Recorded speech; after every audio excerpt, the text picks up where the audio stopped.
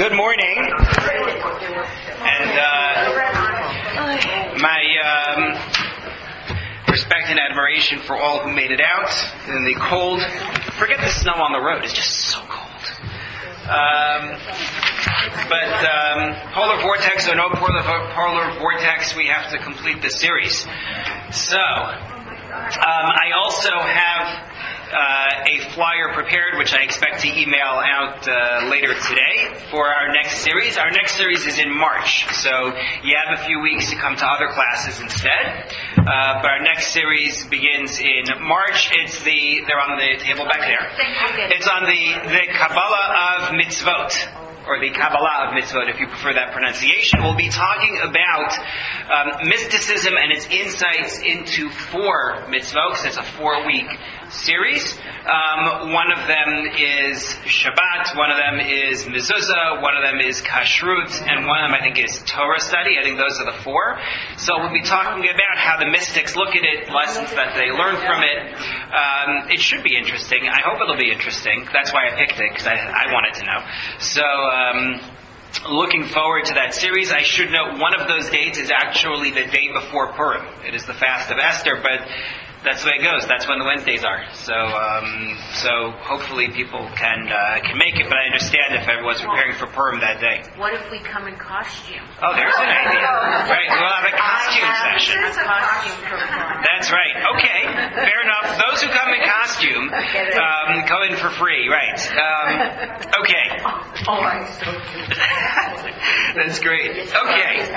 So when we talked about this series in the beginning, I said that the week 4 would actually be Daniel in the Lion's Den, but then I was going to prepare it, and then I realized we actually covered this topic last January when we did Game of Thrones Persia edition.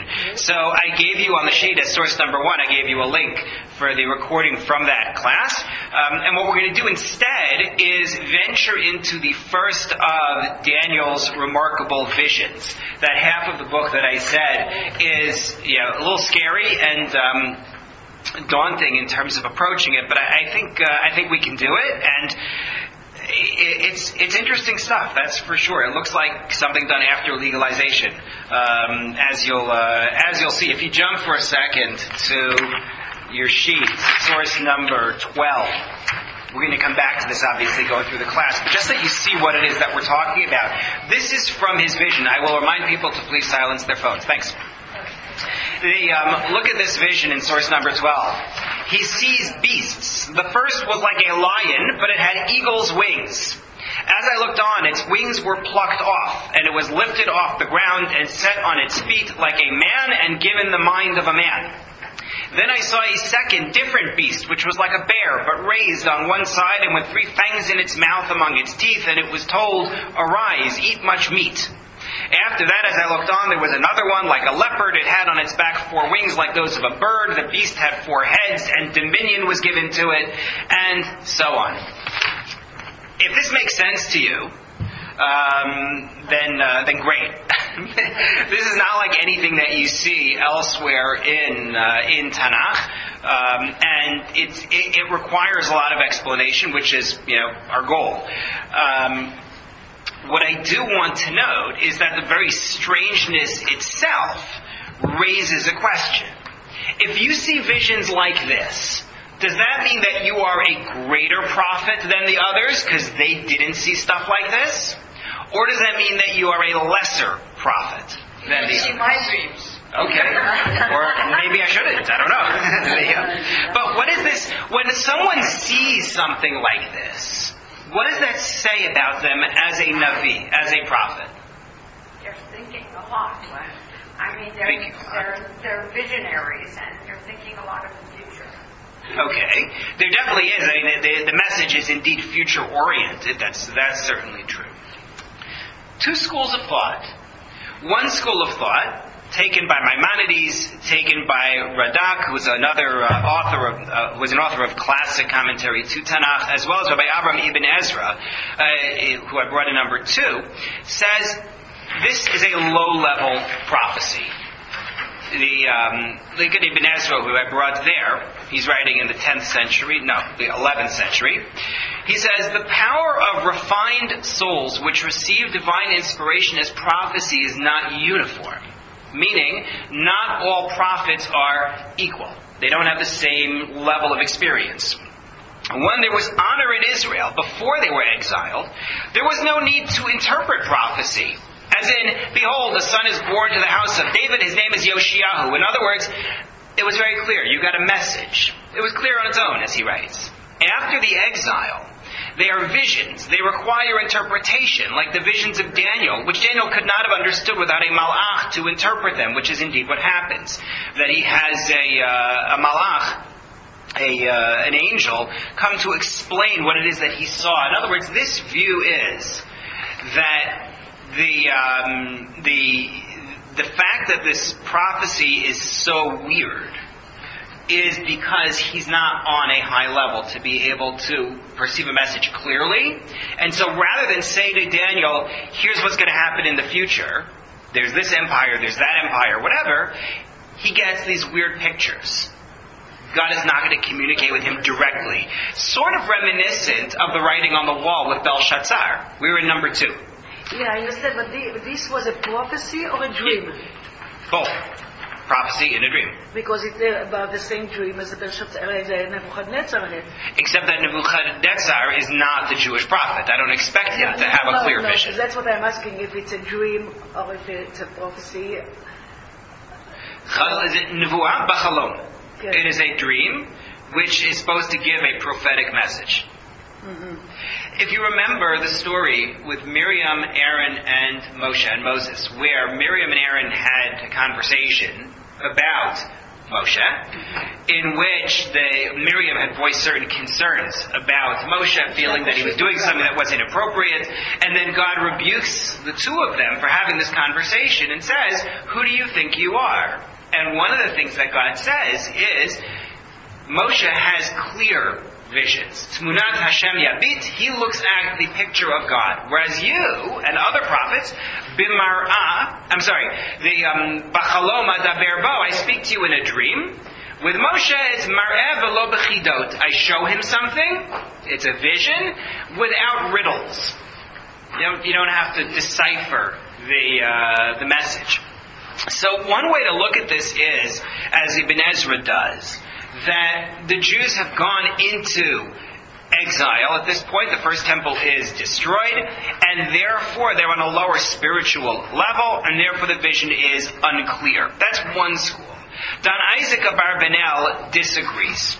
He says it's not true.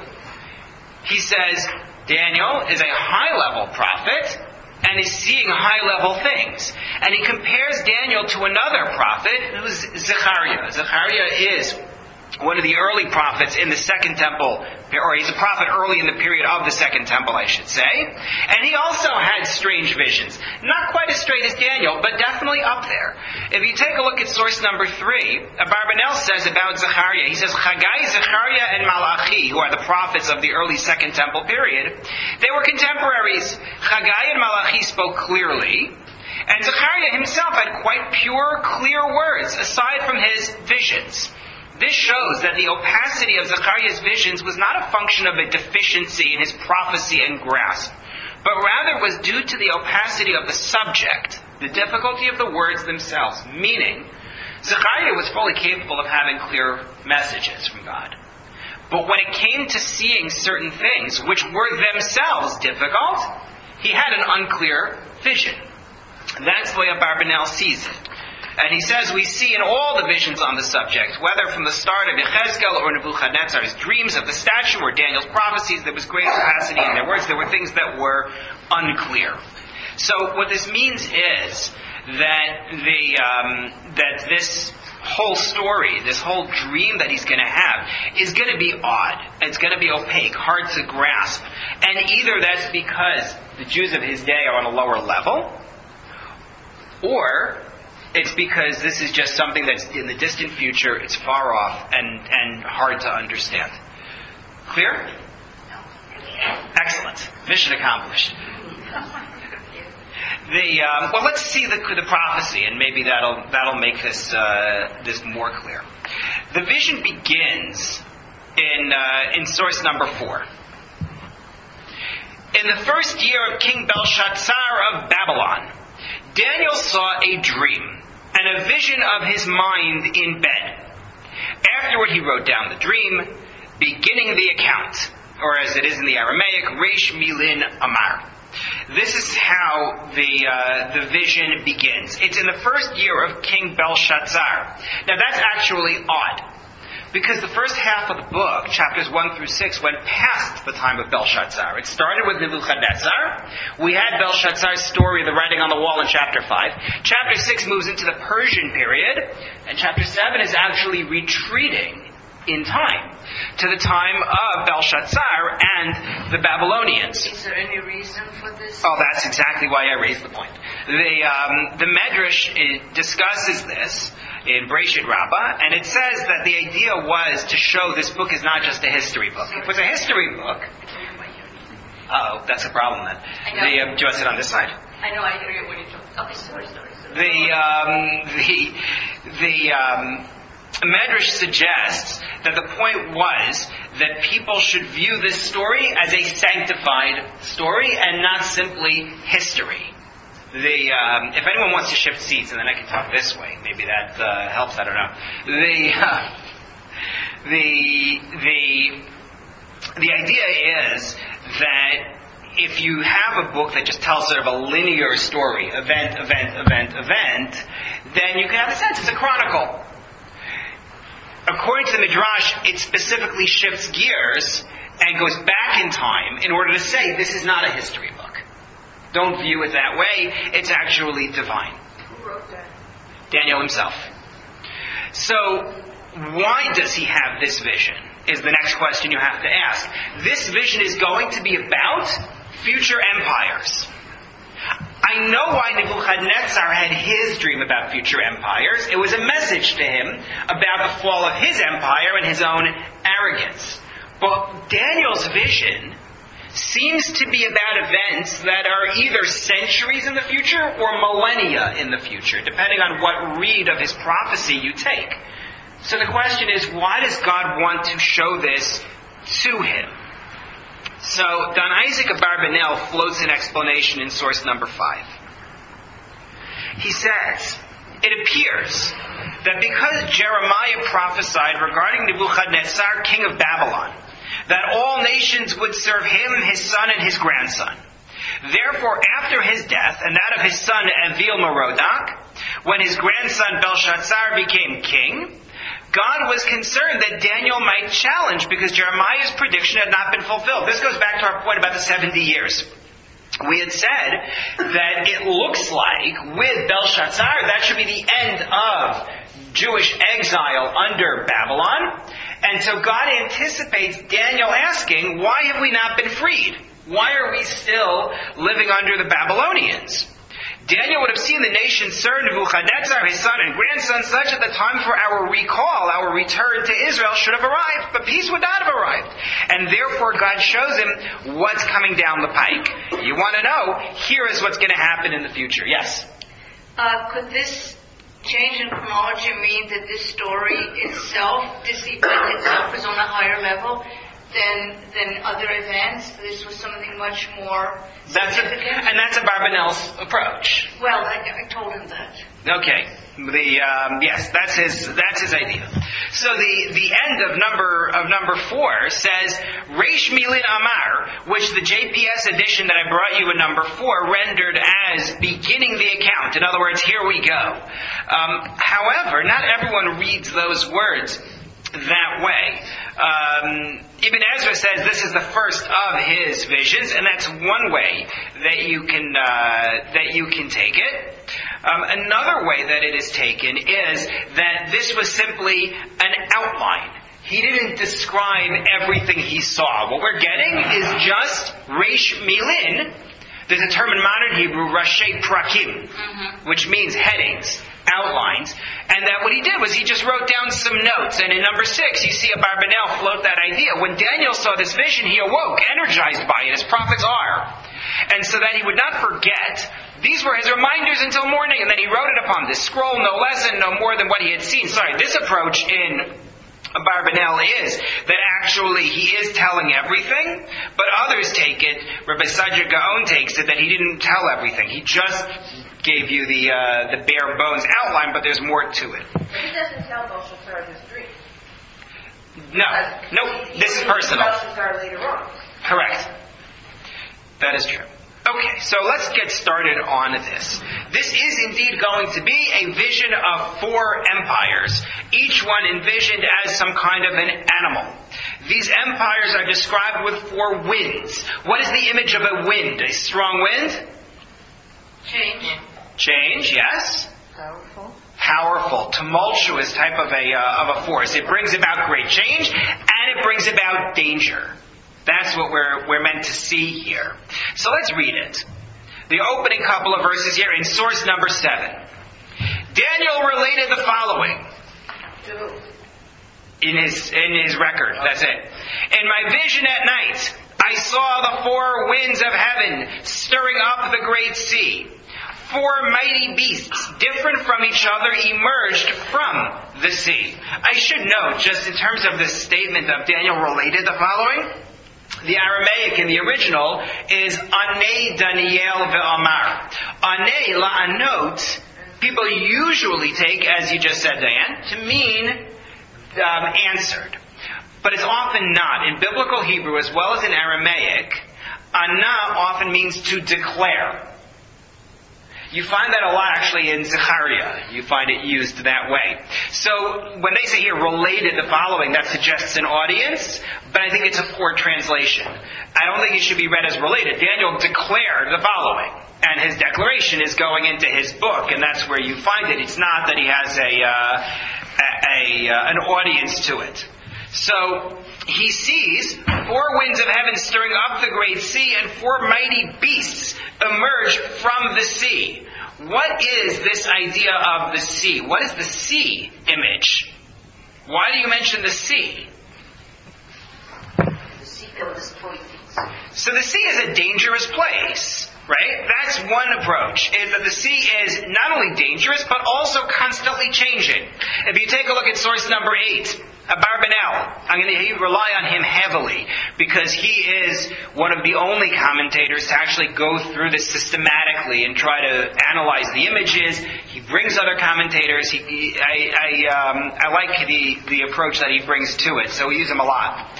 He writes, because their power influences this world, it said they strike the deep sea. And we haven't seen that image of striking the deep sea yet. For this world is compared to a sea with its constant change, its great danger and great storms and silences corresponding with the prevailing winds. It also mentioned that he saw 4 great beasts ascending from the sea, different from each other.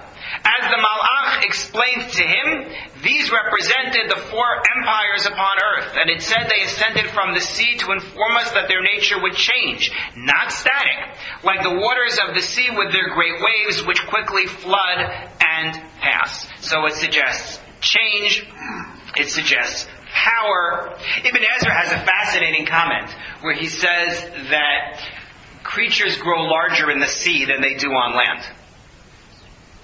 Which, in terms of the support of the environment and not having to deal with gravity, may well be so. It's fascinating that he makes this observation, living in Spain in the 11th century.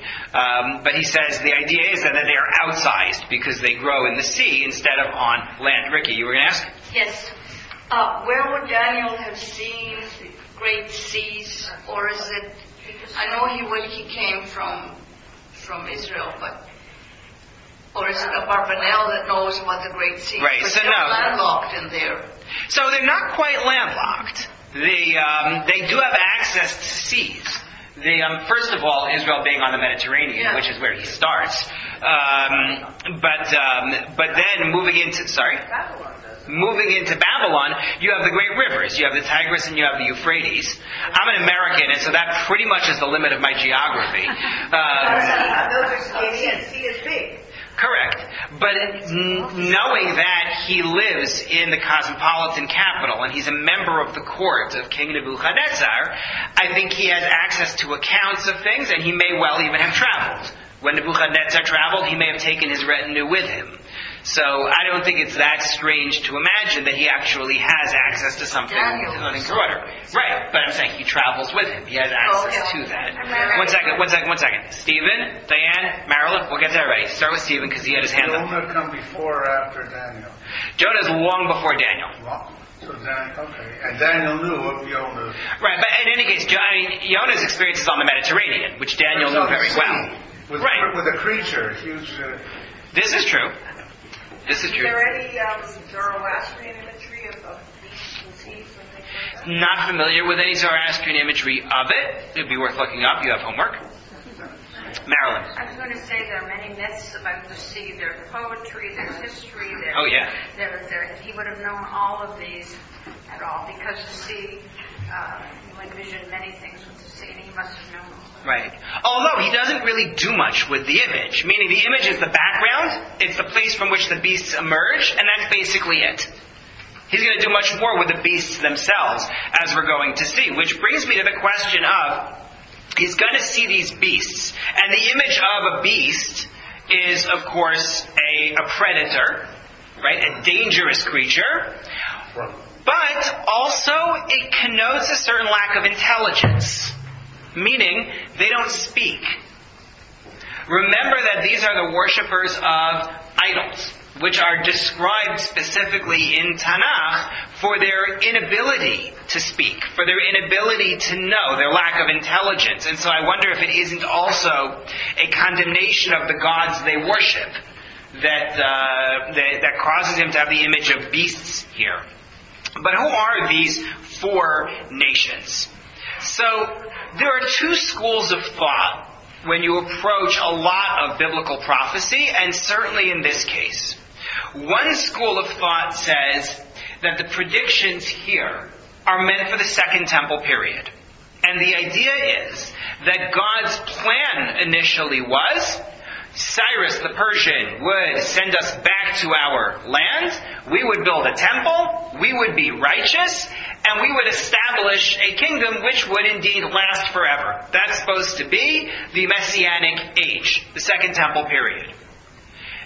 We blew it, right, repeatedly during that Second Temple period. First we fell to the Greeks, then eventually the Romans, and it was destroyed and we went into exile. But according to that school of thought, the prophecies that you see here are meant to predict what's going to happen in the Second Temple. That's one approach. And then you have to explain each of the four empires as being from that Second Temple period. The other approach, and this is, I think, the dominant approach, is that the Second Temple was never really the Messianic time. It was always inferior to what had happened in the First Temple. They lacked miracles. They lacked all sorts of elements of the First. And these predictions are about an ultimate time of Mashiach, a time of the Messiah that is still in the future. Rabbi Yosef Albo, writing in is it 14th or 15th century Italy, did a lot of work on Jewish philosophy. In source number 9, I quote him here as saying that, I'm going to say it outside of the text, you can see it in the text as well, because I brought it on the sheet, that these are all of the Second Temple period. That's what it's about. So that the four beasts represent first, the Babylonian Empire, which destroyed the First Temple, then the Medes, who we didn't end up talking about, but that's supposed to be the nation of Darius, who then allied themselves with the Persians to take down the Babylonians. And that's the third beast. And then the fourth are the Greeks. And that's it. And what was supposed to happen was, we would defeat the Greeks, and then we would establish Mashiach. That's the way that Rabbi Albo reads this.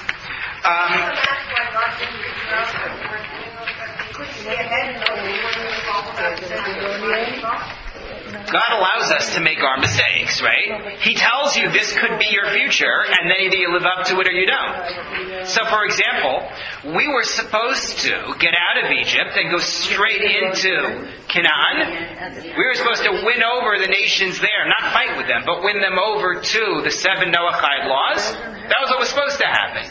Then we made a golden calf, right? And then we sent the spies. And things went downhill, and we spent 40 years in the wilderness, and we ended up fighting wars with the Canaanim and so forth. But that wasn't the way it was supposed to be, but that's the way it plays out. So, what's the difference between Median and Median Persian? Right, so the Medes are an independent empire first, and then they form an alliance with the Persians, and that's what defeats the Babylonians. The problem is that the Medes, the problem is that historically it's hard to identify who Darius the Mede, who's supposed to be their king in the book of Daniel, actually was. So we have some questions about who he's referring to here. But they are an independent empire which then joins forces with the Persians. There's a political marriage. I forget who marries whose daughter or niece or whatever it is, but they end up joining together. Okay. Of Persia and Media, they've already been absorbed at that point. Yeah. But yes, they're described as Chel Paras Umadai. Correct.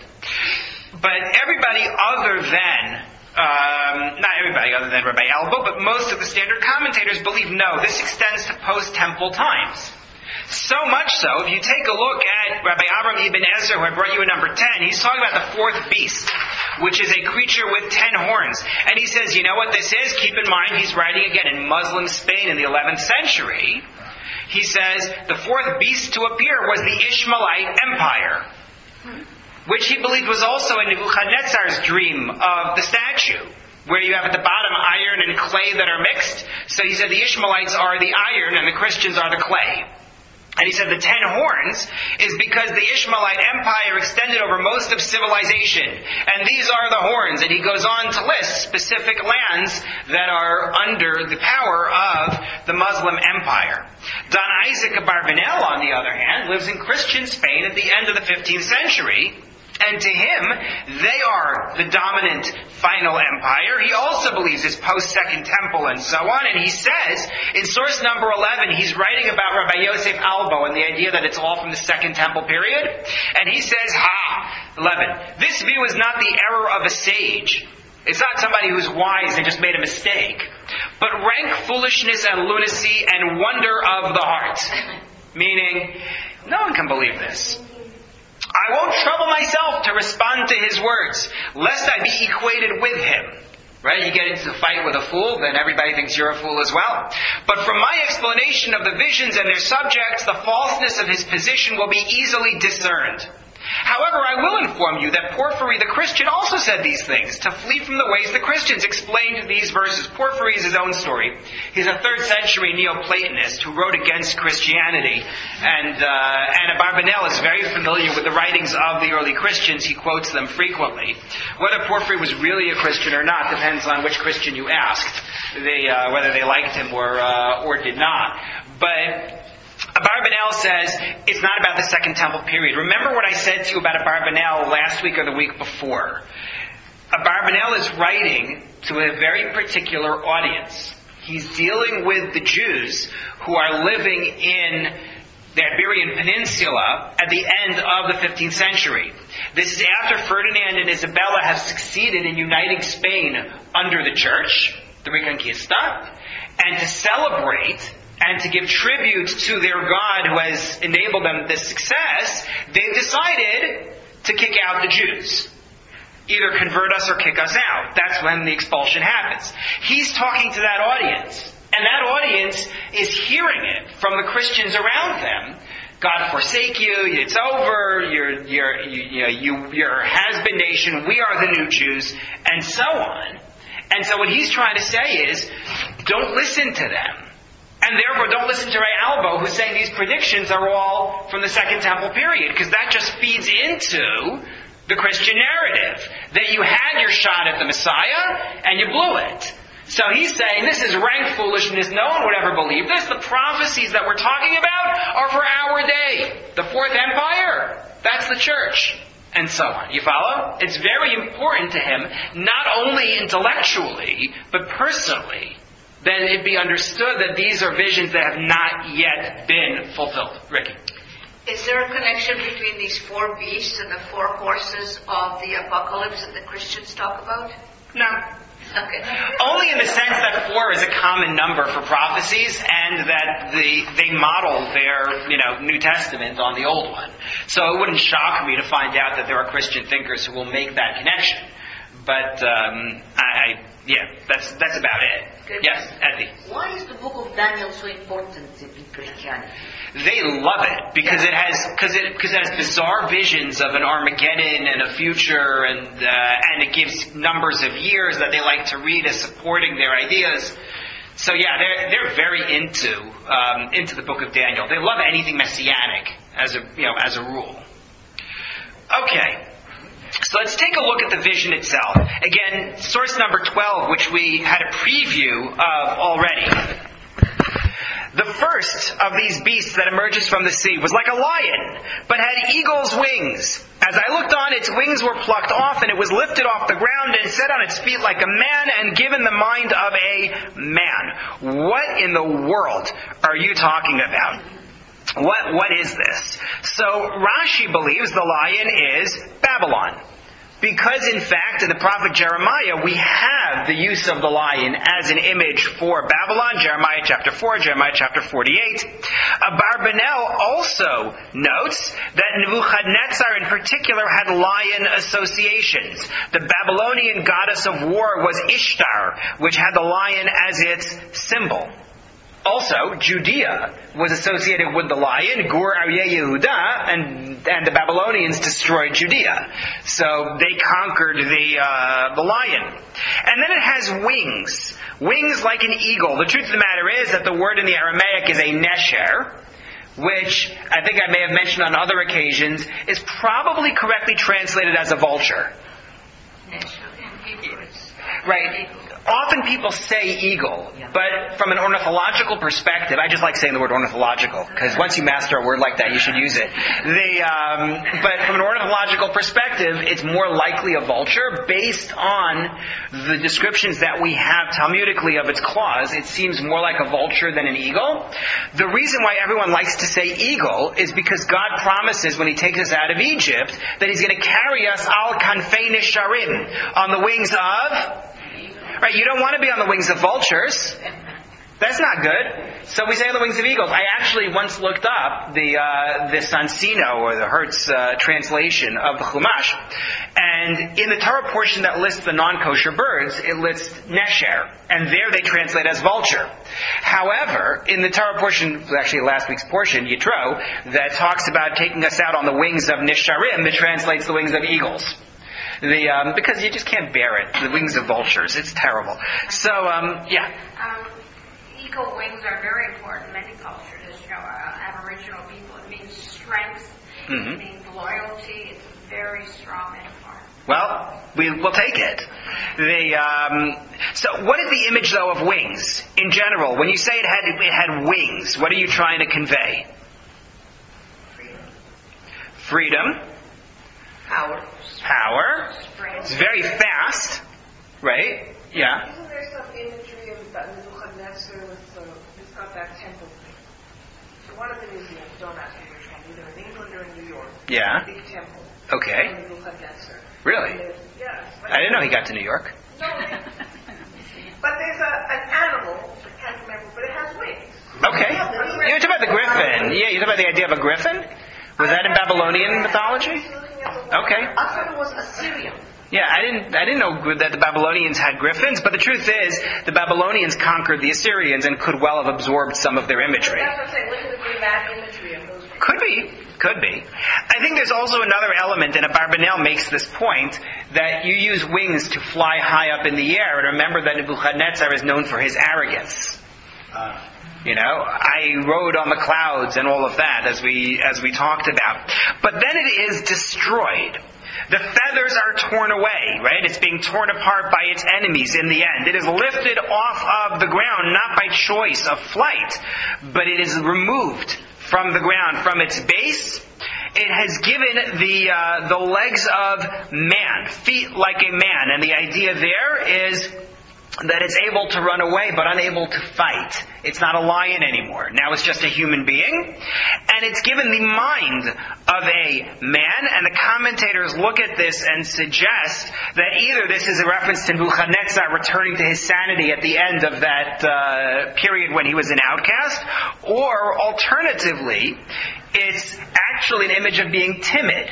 The lion is courageous and afraid of nothing. The human being has all these different fears. It was a lion, and now it no longer is. Babylon deteriorates. And then you get the second beast, which was like a bear, but raised on one side with 3 fangs in its mouth among its teeth, and it was told, "Arise, eat much meat." Which nation is it that is the bear? Russia. Yes, in the modern times, what classically was the bear? The Persians. The Persians were compared to the bear. The Talmud has a funny line on this.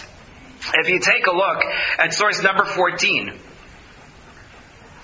a roaring lion, this is a quote from Mishlei, from Proverbs, a roaring lion, a growling bear, a wicked ruler over a poor nation. In context in Proverbs, that's meant to say that a wicked ruler is like a predator, is like the lion, like the bear, taking advantage of his people.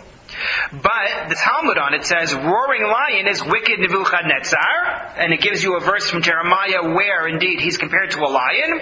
A growling bear is Achashverosh, regarding whom Daniel says, another second beast like a bear. And Rabbi Yosef taught, these are the Persians, who eat and drink like a bear, who are fleshy like a bear, who grow their hair like a bear, and who are restless like a bear. This is a good time to ask, anyone here from Iran? I don't want to make anybody uncomfortable here. But the image is supposed to be a physical resemblance. That's the idea, that this represents the Persians. That's the idea. I hope I didn't offend anybody, but I'm just reading the news. We're going to have nightmares tonight, that's for sure. So the idea of being raised up on one side, Abarbanel suggests it's because the Persians, unlike the Babylonians, did not conquer civilization. They were only in one area. And so it shows that their conquest was incomplete. That's one approach. Rabbi Avram Ibn Ezra does something which I brought on the sheet just because it makes me feel better. Take a look at source number 15.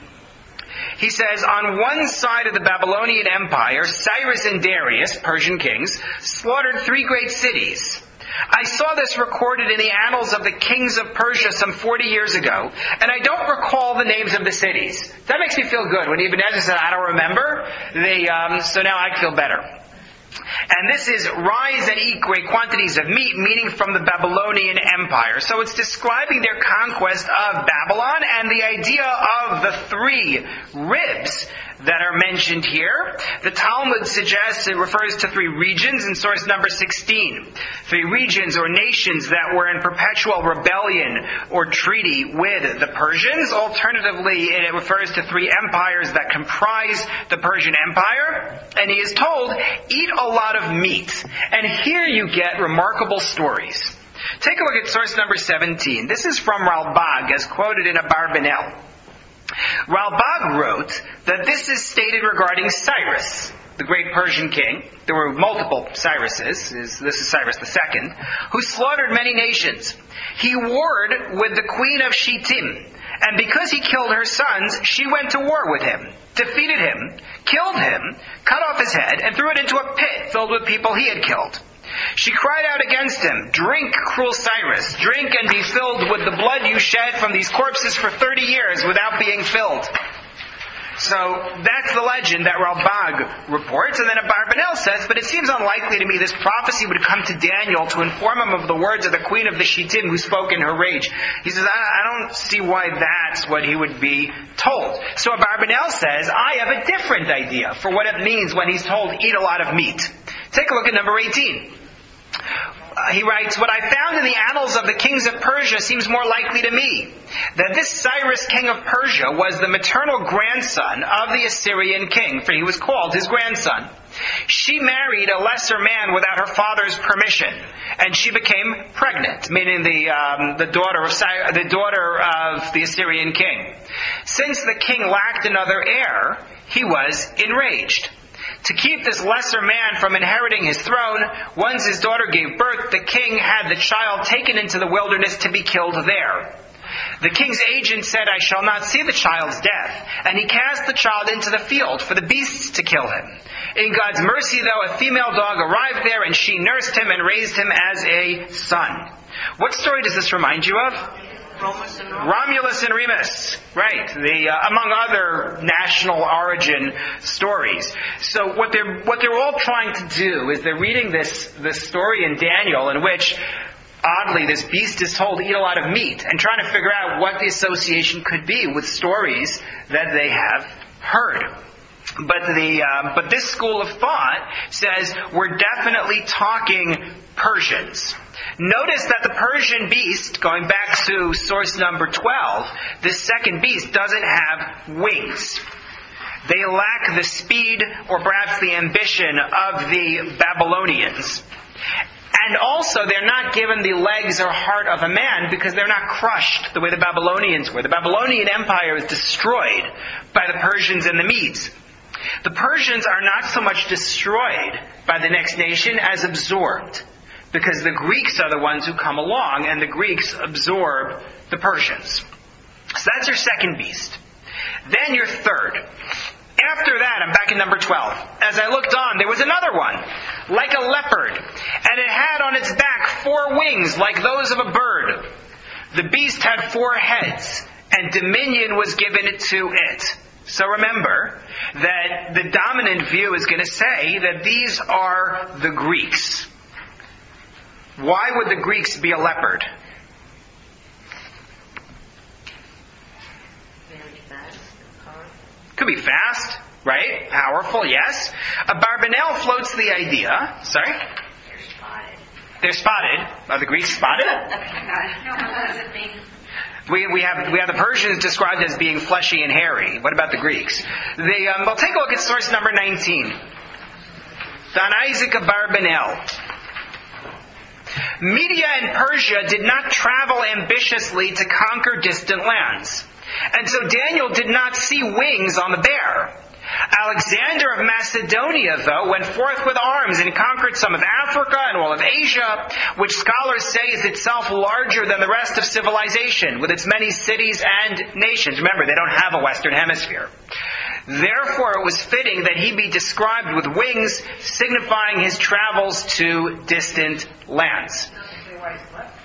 It does not say why he is a leopard here, but what a Barbanel tends to believe is that it's meant to connote his speed and to connote his ambition. And in terms of the spots, he records that historians say that Alexander looked unusual.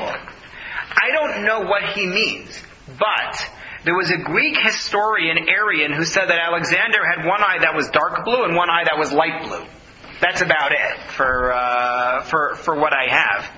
Rashi quotes a midrash which says that these are the Greeks, the leopard, because their decrees that they made against the Jews were as varied as a leopard's spots. Meaning in some ways they were very harsh to us, in some ways they were very light to us. But perhaps the best explanation, anyone here know Shana Kravitz? She teaches classes. So Shana pointed this out to me, but I gave you a link for number 20, which is they had Greek coins which depicted Alexander in a leopard skin. And it really may be that simple. You know, that they held the leopard itself as his symbol. Yeah. I guess they're saying that leopard doesn't change its spots. Right, leopard can't change its spots. Right. Would that have had... Well, the funny thing is that that's a biblical saying. Meaning that's not a late saying. That's biblical when God says, literally, that, a leopard does not change its spots. So in Daniel's vision back then, he already knew. And the spots are Chababu Rotav. Sorry? In Daniel's vision back then, he could already see that yes. Alexander would wear this. That's the idea, that the image, again, he's getting a very unclear image. He's getting an image of a leopard, which he is meant to interpret is going to be this future empire, but he doesn't know anything about the Greeks. He's never met a Greek. The Greeks are far off in the future. What about the image of the 4 wings and the 4 heads? What's that about? Maybe that Alexander conquered all different parts of the world. He conquered in 4 different directions? Could be. Yeah, sorry. Marilyn, you're going to say? Okay. Well, Rashi and Ibn Ezra suggest that the 4 wings are the kings among whom Alexander split his kingdom. And Abarbanel takes that on the 4 heads. Take a look at source number 21. I had always learned that there were 3. Right? That his empire is split among the Seleucids. Which is it? It's the Seleucids, the Ptolemies, and... who's the other one? Which kingdom? And that after Alexander the Great, his kingdom is split among the Seleucids, the Ptolemies, and I don't remember who the third is. Maybe the Macedonians. I don't know. But Abarbanel has 4, which fits the prophecy here. Take a look at source number 21. Just as he saw 3 ribs in the mouth of the bear, the second empire, to indicate the 3 empires beneath this one, Media, Persia, and Babylon are the ones that comprise the Persian Empire, so with this beast he saw that it would separate into 4 heads, meaning empires. Alexander would die in his youth at about the age of 32. Right? It's not a mystery how Abarbanel knows that, because Abarbanel lives long after that's happened. It's history. And then... I said about 32. And then 4 heads would reign over the lands Alexander had conquered. Ptolemy over Egypt, Seleucus over Assyria and Babylon, Antigonus over Asia and Persia, and Papaleos, Philip Aridaeus, brother of Alexander, who reigned in the land of Greece. So that's how he sees it, that there are 4 different empires, and that Daniel is being told about this. And then the 4th. The 4th, going back to source number 12. After that, as I looked on in the night vision, there was a 4th beast, fearsome, dreadful, and very powerful, with great iron teeth, that devoured and crushed and stamped the remains with its feet. It was different from all the other beasts which had gone before it, and it had 10 horns. While I was gazing upon these horns, a new little horn sprouted up among them. 3 of the older horns were uprooted to make room for it. There were eyes in this horn, like those of a man, and a mouth that spoke arrogantly. It said, "Lay off the pizza before bedtime." No, what in the world is your image there? So Sounds like indigestion. So Ibn Ezra says that this is Islam. That's Ibn Ezra's view. This is the Ishmaelite Empire. Everybody else, all the other commentators, say that it is Rome. Not Islam, but Christianity instead. Abarbanel actually says, well, maybe it's both, and they're combined. And he describes how he saw this great beast with its iron teeth. And here you get this really remarkable observation by Abarbanel in source number 22. He tells you why the teeth are described as teeth of iron. 3 types of rule passed upon her, meaning upon Rome. 1, rule of kings who reigned over her. 2, after the Romans overthrew the kings, there was a reign by one aged ruler with 300 of Rome's best advisors. Then, Rome adopted Caesars, who ruled. After rule fell to advisors, then Rome achieved great things and conquered mighty nations. The stature of the advisors, known as consuls, is portrayed in the teeth. Due to their greatness and might, they are called great, and due to their strength, they are depicted as iron. He compared the advisors to teeth, because teeth are individual physical units, and yet they break down food for the entire body's benefit. The advisors do not benefit from or give benefit to themselves from their work for the government. They flee benefit to pursue the general good. They are also compared to teeth because their work is counsel and speech and teaching merits to Rome. In other words, Abarbanel likes democracy. Right? That's what he's trying to do. He says that the Roman Senate are like teeth. They chew up food for the benefit of the empire that's going to use it. They do not themselves benefit from it. They flee benefit to pursue the good of the community. their teeth, they are used to teach and to advise the greater nation. He's very into this Roman Senate. So this creature has 10 horns. So Ibn Ezra believes those are the nations that embrace Islam. Rashi, Ramban took the idea that these are Roman kings. Ralbag says they are the Roman emperors before Rome embraced Christianity. Don Isaac Abarbanel rejects all the other views based on history. He says, no, it's 10 Caesars who reigned before the destruction of Jerusalem. Sorry? In other words, nobody really has an answer. No, because they're all, grasping here. But then you have this small horn, which has eyes on it. How do you like that? And the power of speech. And it uproots 3 of the other horns. What in the world is this little horn? So, no, this is part of the 4th beast. It's not us. So Rashi says it's Titus.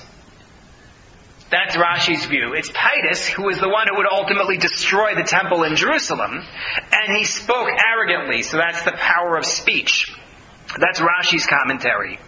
Ibn Ezra, along with his view that this is about Islam in general, says that it's a Muslim nation which will arise close to the time of the Messiah and conquer the other Muslim nations.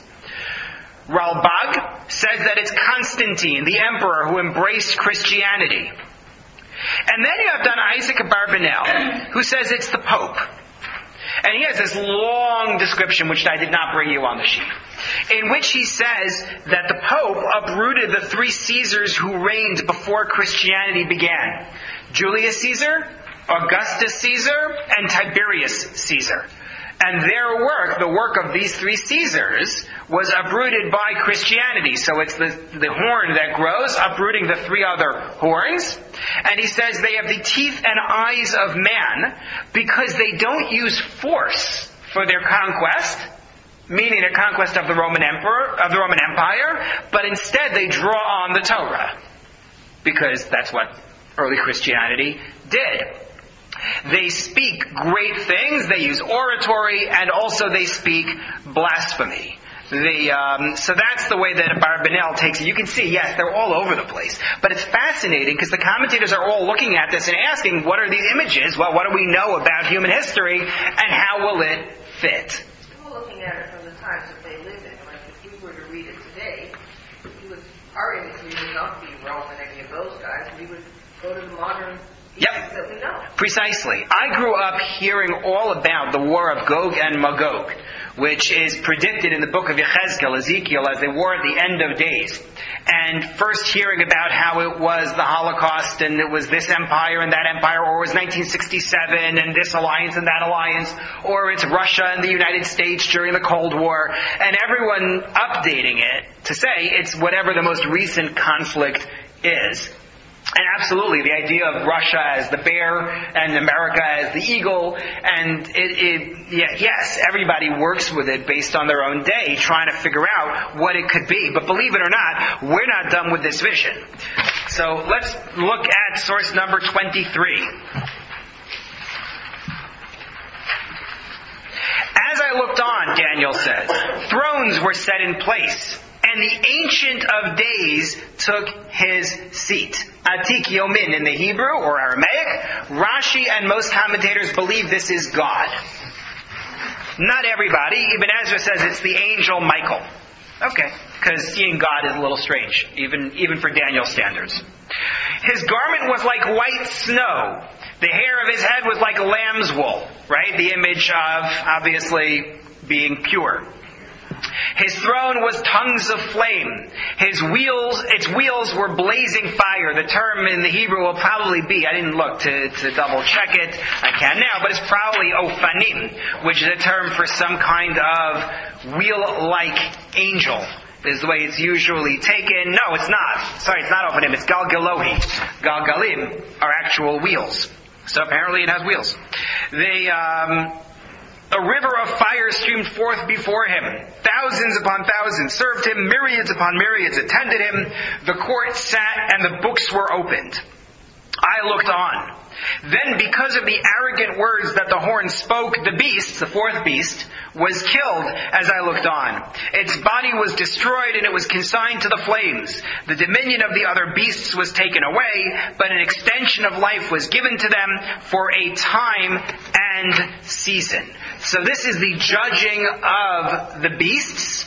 And all of these different beasts, all of the empires, are now going to be judged by this ancient one who is garbed in white, with hair of white, connoting age as well as purity. And it sits on this throne. There's so much to say. I'm just looking at my notes and trying to figure out what I can squeeze into the next 5 minutes. And there is an element of punishment that is coming forth as this beast's body is destroyed and it is consigned to the flames. I think what I'm going to do is actually jump to source number 12. Not number 12, sorry. I just turned the page wrong. Source number 25. That's better.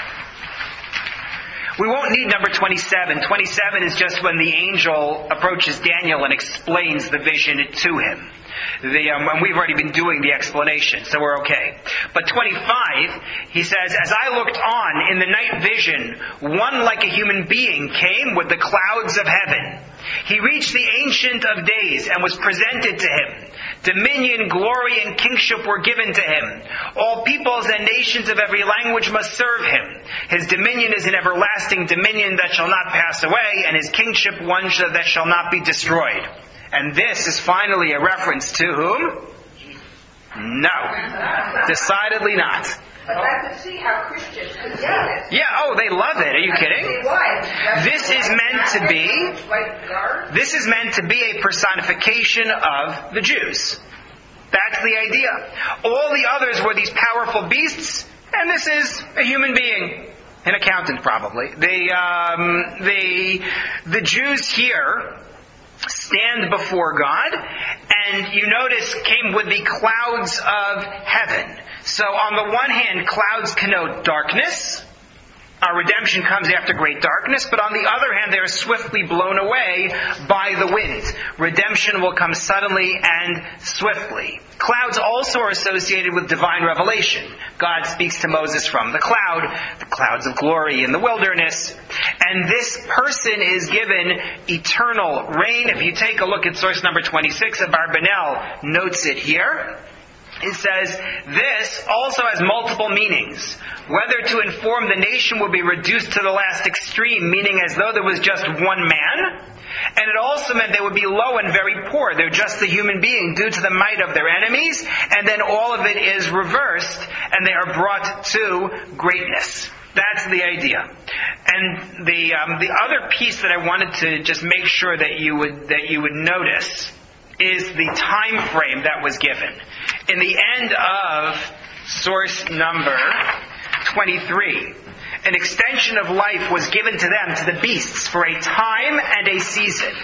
If you jump to number 27, and you look at the next to last paragraph, in the middle of it, where he's talking about, it begins with, this is what he said, the fourth beast, and you jump to the middle of that paragraph, he will think of changing times and laws. That's talking about the fourth beast, this fourth empire.